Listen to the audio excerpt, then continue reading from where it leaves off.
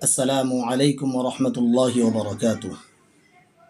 الحمد لله رب العالمين والصلاة والسلام على أشرف الأنبياء والمرسلين وعلى آله وأصحابه أجمعين أما بعد.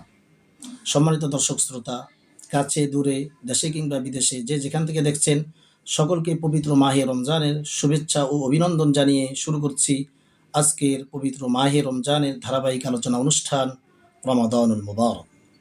সম্মানিত দর্শক শ্রোতা, আল্লাহ সুবহানাহু ওয়া তাআলা আমাদেরকে 12টি মাস দান করেছেন, যে 12টি মাসের মধ্যে সবচেয়ে শ্রেষ্ঠ মর্যাদার মাস হলো রমাদান।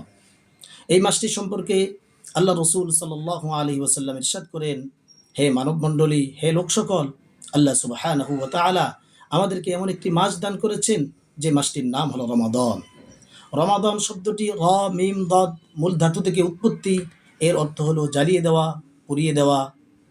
যারা পবিত্র মাহে রমজানে সিয়াম সাধনা করে, আত্মত্যাগ করে, আল্লাহ সুবহানাহু ওয়া তাআলা যেভাবে চান সেভাবে রোজা রাখে, তাদের গুনাহসমূহকে আগুন যেমন শুকনা কাঠকে জ্বালিয়ে দেয়, তেমনিভাবে তাদের গুনাহগুলোকে জ্বালিয়ে পুড়িয়ে দেওয়া হয়।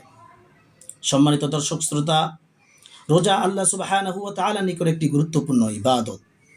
আল্লাহ সুবহানাহু ওয়া তাআলা পবিত্র কুরআনে সকল ইবাদতের কথা উল্লেখ করেছেন, কিন্তু রোজার মতো বিস্তারিত আলোচনা করেননি।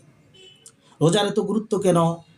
আল্লাহ সুবহানাহু ওয়া তাআলা হাদিসে কুদসিতে উল্লেখ করেন, আস-সাওমু লি ওয়া আনা আজিজি বিহি, রোজা আমার জন্য এবং আমি নিজেই এই রোজার প্রতিদান দিব। অন্যত্র বর্ণিত হয়েছে, ওয়া আনা উজিজা বিহি, আমি নিজেই এই রোজার প্রতিদান। সম্মানিত দর্শক শ্রোতা, আল্লাহ সুবহানাহু ওয়া তাআলা অন্য কোনো ইবাদতের ক্ষেত্রে তো বলেননি, আস-সালাতু লি, নামাজ আমার জন্য, আজ-যাকাতু লি, যাকাত আমার জন্য, আল-হাজ্জু লি, হজ আমার জন্য, কিন্তু একমাত্র রোজার ক্ষেত্রেই বলেছেন, আস-সাওমু লি, রোজা আমার জন্য। এই কারণেই রোজার এত গুরুত্ব। রোজা আস-সাওমু লি, রোজা আমার জন্য, এই কথার তাৎপর্য কি? প্রত্যেকটি ইবাদতের দুটি ধরন রয়েছে, একটি হলো বাহ্যিক, আরেকটি আভ্যন্তরীণ। প্রত্যেকটি ইবাদতের দুটি দিক রয়েছে, একটি হলো বাহিরের, আরেকটি ভিতরের।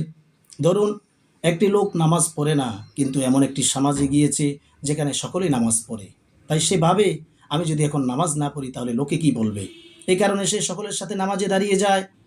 এভাবে কিছু লোক জাকাতের নামে শাড়ি লুঙ্গি একত্র করে তারা সভা সমাবেশের মাধ্যমে জাকাত প্রদান করে, যাতে করে লোকে বলে যে অমুকে জাকাত প্রদান করছে।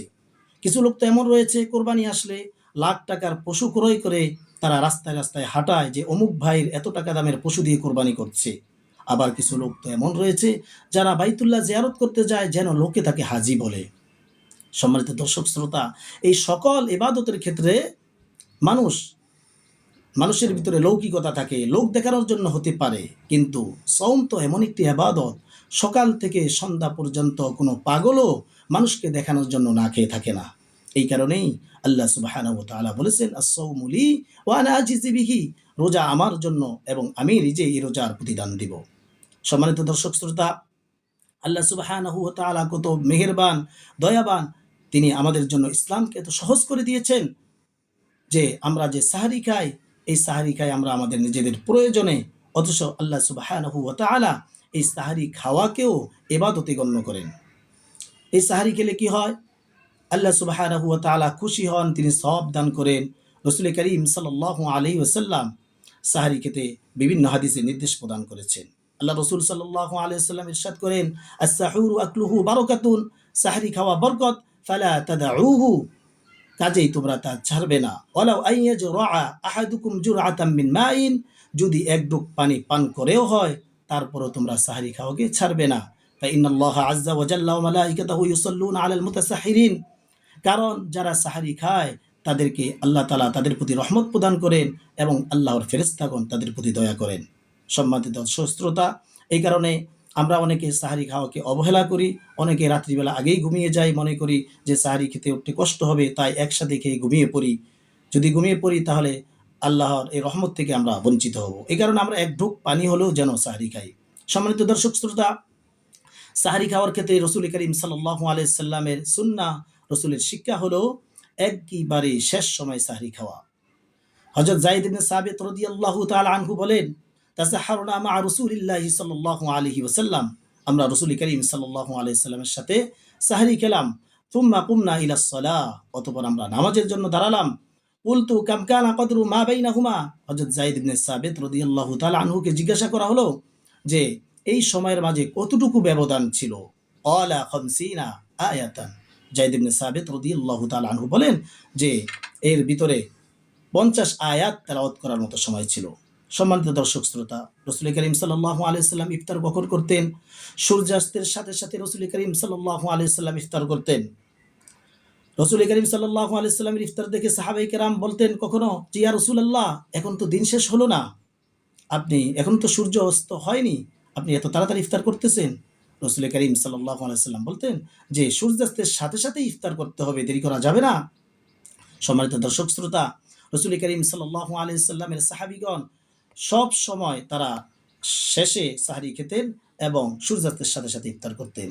রাসূল করিম সাল্লাল্লাহু আলাইহি ওয়াসাল্লাম ইরশাদ করেন, লা ইয়াজালুন নাস বিখাইরিন মা আজ্জালুল ফিত্র, যে মানুষ যতদিন পর্যন্ত সূর্যাস্তের সাথে সাথে তাড়াতাড়ি ইফতার করবে ততদিন পর্যন্ত তারা কল্যাণে থাকবে।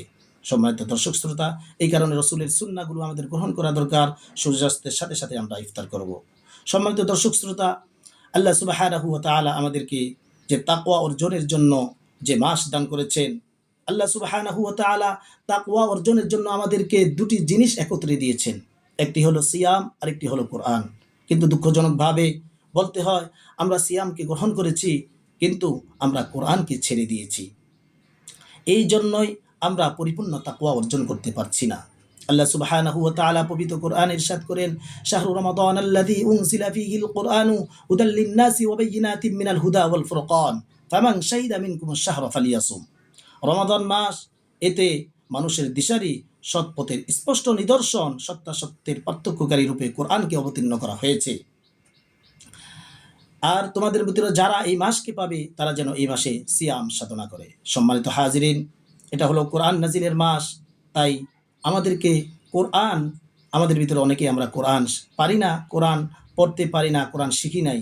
তাই আমাদের এখন থেকে প্রতিজ্ঞা করতে হবে আমাদের কোরআনকে শিখতে হবে। কারণ আমরা যারা ইচ্ছা করি 4-5 মাসের মধ্যে আমরা কোরআনকে শিক্ষা অর্জন করতে পারি। কারণ কোরআনের ফজিলত অনেক। কোরআনের ফজিলত সম্পর্কে আল্লাহ রাসূল সাল্লাল্লাহু আলাইহি ওয়াসাল্লাম ইরশাদ করেন, খায়রুকুম মান তাআল্লামাল কুরআনা ওয়া আল্লামা। তোমাদের মধ্যে শ্রেষ্ঠ তো ওই ব্যক্তি যিনি কোরআন শিক্ষা করেন এবং কোরআন শিক্ষা দেন। আল্লাহ রাসূল সাল্লাল্লাহু আলাইহি ওয়াসাল্লাম অন্যত্র ইরশাদ করেন, মান ক্বারা হারফাম মিন কিতাবিল্লাহি ফালাহু বিহি হাসানাতুন ওয়াল হাসানাতু বিআশরি আমসালিহা। আল্লাহ রাসূল সাল্লাল্লাহু আলাইহি ওয়াসাল্লাম বলেন, যে ব্যক্তি একটি হরফ পাঠ করবে তাকে একটি নেকি বা পুণ্য দেওয়া হবে, আর একটি নেকি বা পুণ্যকে 10 গুণ বৃদ্ধি করে তাকে দেওয়া হবে। সম্মানিত দর্শক শ্রোতা, আল্লাহ রাসূল সাল্লাল্লাহু আলাইহি ওয়াসাল্লাম অন্যত্র ইরশাদ করেন, ইকরাউল কুরআন ফাইন্নাহু ইয়াতি ইয়াউমাল কিয়ামাতি শাফিআন লিআসহাবিহি। তোমরা কোরআন পাঠ করবে কারণ কোরআন কিয়ামতের দিন তার সঙ্গীদের জন্য শাফাআত করবে। সম্মানিত দর্শক শ্রোতা, কোরআন এবং সিয়াম এই দুটা জিনিসই কিয়ামতের ময়দানে আমাদের জন্য শাফাআত করবে। এ ব্যাপারে আল্লাহ রাসূল সাল্লাল্লাহু আলাইহি ওয়াসাল্লাম ইরশাদ করেন, আস-সিয়ামু ওয়াল কুরআনু ইয়াশফাআনি লিল আবদি। সিয়াম এবং কোরআন বান্দার জন্য শাফাআত করবে। ইয়াকুলু সিয়াম রব্বি ইন্নী মানাতুহু আত-তুআম ওয়াশ-শারাব বিন-নাহার। রোজা বলবে, হে রব, আমি একে দিনের বেলায় খাদ্য ও পানীয় থেকে বিরত রেখেছি। ফাশাফিআনি ফি, সুতরাং তার পক্ষে আমার কাছ থেকে আমার দোয়াকে কবুল করুন। এরপর ফায়াকুলুল কুরআন, কোরআন বলবে, রব্বি মানাতুহুন নাওম বিল-লাইল, রব্বি মানাতুহুন নাওম বিল-লাইল। কোরআন বলবে, হে রব, আমি একে রাতের বেলায় ঘুম থেকে বিরত রেখেছি। ফাশাফিআনি ফি, সুতরাং তার পক্ষে আমার শাফাআতকে কবুল করুন। ফায়ুশাফাআনি, অতএব উভয়ের শাফাআতকে কবুল করা হবে। সম্মানিত দর্শক শ্রোতা, এই কারণেই এই কোরআন নাজিলের মাস, কোরআন নাজিলের মাসে আমাদের কোরআনকে ধারণ করতে হবে, কোরআনের বিধিবিধান আমাদের জীবনে বাস্তবায়ন করতে হবে। কোরআন আমরা দেখে পড়ব, কোরআনের অর্থ বুঝব, কোরআন অনুযায়ী আমাদের জীবন, আমাদের সামাজিক, আমাদের অর্থনৈতিক, রাজনৈতিক প্রত্যেকটা ক্ষেত্রে আমরা আমাদের জীবনকে কোরআন অনুযায়ী বাস্তবায়ন করার, কোরআন অনুযায়ী পরিচালনা করার চেষ্টা করব। সম্মানিত দর্শক শ্রোতা, পবিত্র মাহে রমজানের আর কিছুদিন বাকি রয়েছে। বাকি যে দিনগুলো রয়েছে এই দিনগুলোতে আমরা যেন আল্লাহর নৈকট্য অর্জন করতে পারি, গুনাহ মাফ করাইতে পারি, এই প্রত্যাশা রেখেই আমি আমার আলোচনা এখানে শেষ করেছি। ওয়া আখির দাওয়ানা আলহামদুলিল্লাহি রাব্বিল আলামিন।